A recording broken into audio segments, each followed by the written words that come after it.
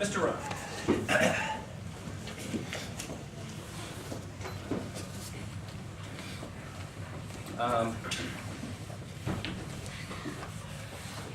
Ron has some really substantial gifts. His business is really teaching people who run companies how to look at things that are right in front of them in a way they never did before, and then everything and everybody in that group just gets better. And when he first told me about what he did, I didn't really get it.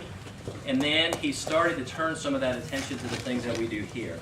Early on, it was very clear that the way Ron approached his practice was very different. He had a very thinking, analytical, intellectual approach to it, yet he was able to maintain these really incredible physical standards and technical standards. And he accelerated so quickly and around the yellow green belt that we used to just talk about, like, what can we challenge him with when he gets to black belt? Then, unexpectedly, that's about a year and a half ago, he started to just give me ideas about different things, and it made me think about the Quan and the things we do in ways I would have never imagined. And so much of what has developed over the last year and a half is really due to Ron's effort.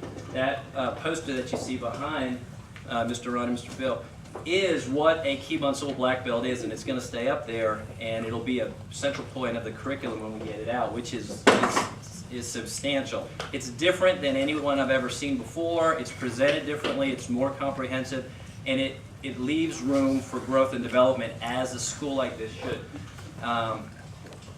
And it wasn't a matter of me not wanting to change things. It was really a matter of me not knowing how, and Ron showing me how to do it. And we meet outside the school on a regular basis, and I ask him questions that I think he's going to think this is a stupid question, and he doesn't. And then he shows me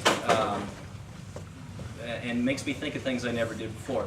And then suddenly he just becomes this amazing teacher of adults, of kids, of everybody. And it was funny because I never told you this, but I'm not the most critical person, and I can't, but if I see an issue, I'm going to tell people what an issue is. And I couldn't quite figure out how to bridge this one with him, and then his daughter bridged it for me. His daughter said, "Dad, you don't smile enough when you teach." And I'm like, "Oh, that was, thank you, Lacey, for doing that for me." I'm like, "Really? I never noticed." But because I'm like, he's so passionate and so into the moment up there, and everybody benefits from it, and I'm like, I hope he's happy when he's doing it too.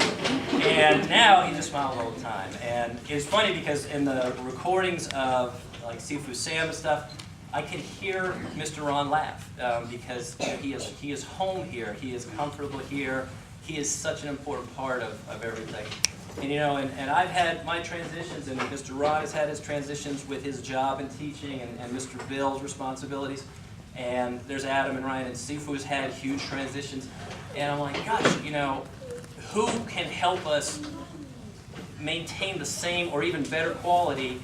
And it's really Ron and John who have stepped up to the plate. And when I'm away and I'm at home and I'm attending to family and other things, I know things are running even better than they would be if I were here, because he's here, because John's here, because of their influence on what we do. And I just need you to know I have learned more from you than I could ever teach you.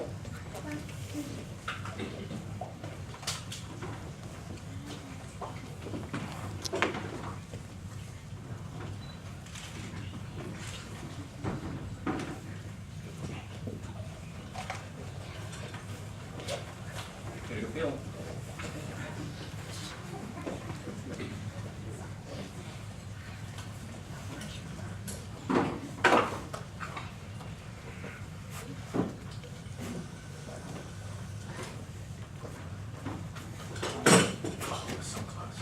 Got it right side up, but it's backward.